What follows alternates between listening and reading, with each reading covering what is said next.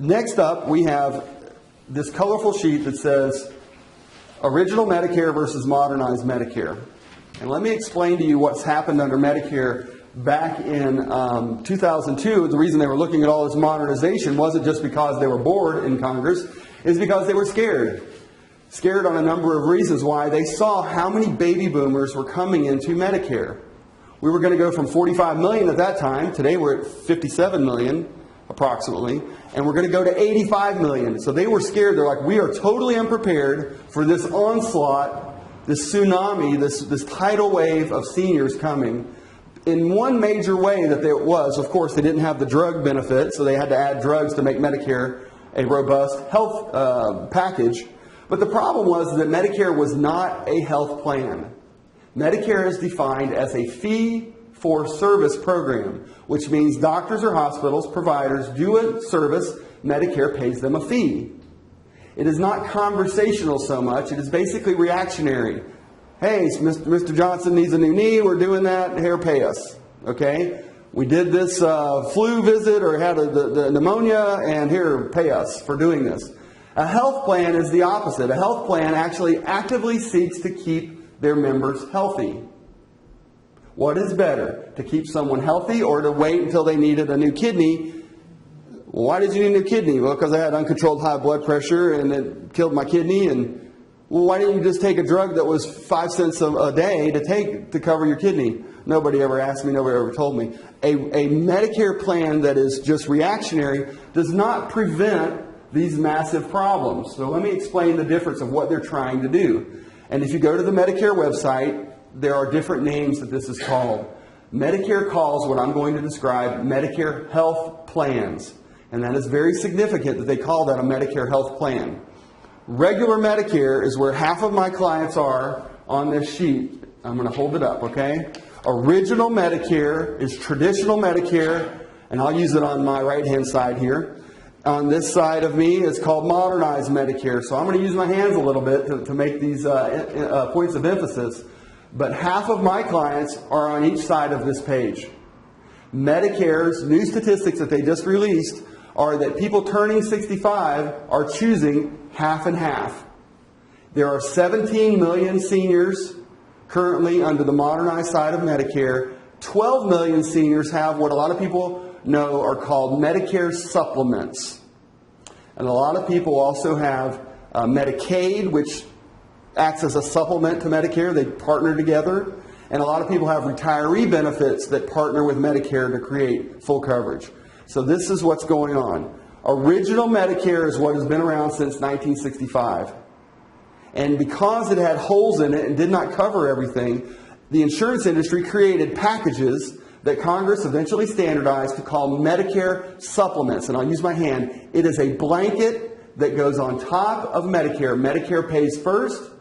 The blanket then gets notified to pay the rest of the bills on the most popular option called Plan F. The rest of the bills will be paid. 70% of seniors who have a Medicare supplement have a 100% coverage situation. A new knee, it's free. A new heart is free. There's nothing to pay at the hospital or to the doctor. Is there such thing as a free lunch? No. So here's what I'm going to explain to you, and this is very much consumer education, that you can, and you can see it at the top of the page, it says you can prepay or you can pay as you go. Do you see that there? At the top. So let me explain what that means is, when you have a Medicare supplement that picks up 100% of your bills that Medicare leaves behind, you're going to pay $150 to $250 per month for that package. That is $2,000 to $3,000 per person. And so you prepay by giving that $2,000 or $3,000. You know, I'm not going to get any other bills. I'm just going to prepay. Now, drugs are a separate issue, but this is for your medical care. So a lot of people during 2008, 2009, 2010, during the Great Recession, came to me and said, I can't do this. I've got to buy a new car. I've got to fix my roof. I just can't afford spending $5,000 for my wife and myself to have this blanket of coverage. Are there other alternatives? The other alternative is what is called Medicare health plans. I have millionaires on the Medicare health plans. I have people who are broke on Medicare health plans. It's a different way of accessing Medicare through private insurance companies. Medicare contracted with all the major insurers and said, we will invite you in to create Medicare health plans for our seniors. Generally, this is the way that they work. Like corporate health care. You're going to have networks of doctors to choose from. Your drug benefit is going to be incorporated in the package. You're going to get full well care. You're going to get extra benefits. It's going to be a proactive health plan that will call you and say, hey, we have in our file that you've got high blood pressure and we see that you're not taking blood pressure medicine. What's up? I couldn't sleep. That medicine was keeping me up, or it was making me go to the bathroom too much, or whatever. Okay, well, let's find you a different one because we don't want you to end up in the hospital needing a new kidney. Let's control your blood pressure. And so that's active proaction to be able to help people stay healthy. And a Medicare health plan seeks to do that because Medicare pays them a set fee to take care of you every month. On the national average, it runs about $800 per month. And the reason that it runs that number is that Medicare Part A and Medicare Part B, the national budget average is about $800 per month. This varies by region, by area, but generally think about this. They send you, your company that you choose, a check every month to take care of you. And that company uses that money wisely. But we know 75% of that money is spent on just 25% of people.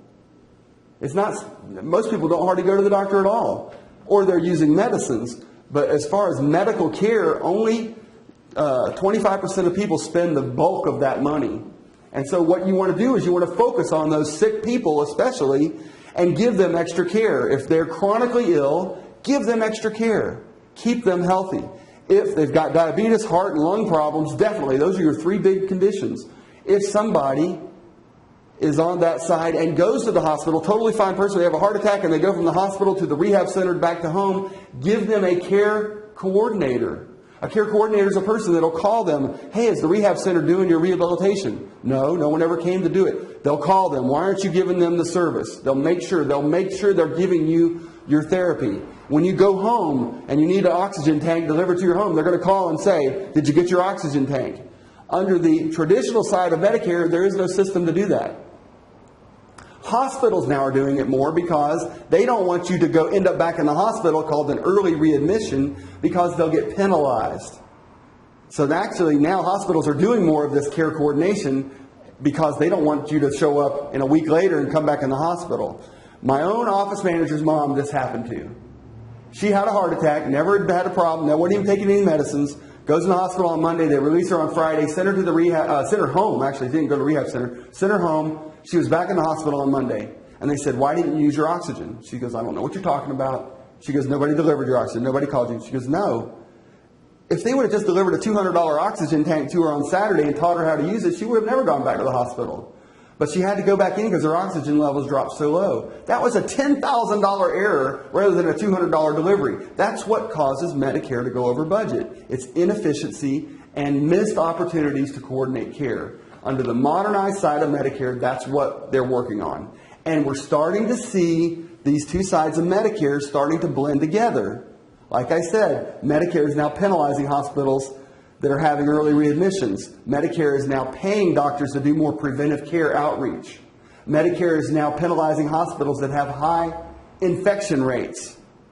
There's all these new things that over the last 10 years that they're studying and they're starting to integrate in. But who remembers when Medicare didn't give preventive care to everybody? Do you remember that? But under the modernized side of Medicare since 2004, everyone got preventive care every year. But it took them 6 years of studying that before they decided in the Affordable Care Act to give everybody preventive care starting in 2011. It took them 6 years of studying it first to make sure before they just rolled it out to the whole population. The Medicare itself had predicted there'd be 11 million people.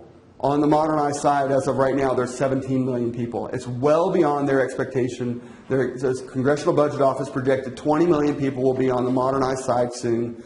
It's gaining about 1.5 million people per year, and very, very successful. When you're hearing about all the mergers from all these large companies, I can't use their names, but these mergers are not driven by health care.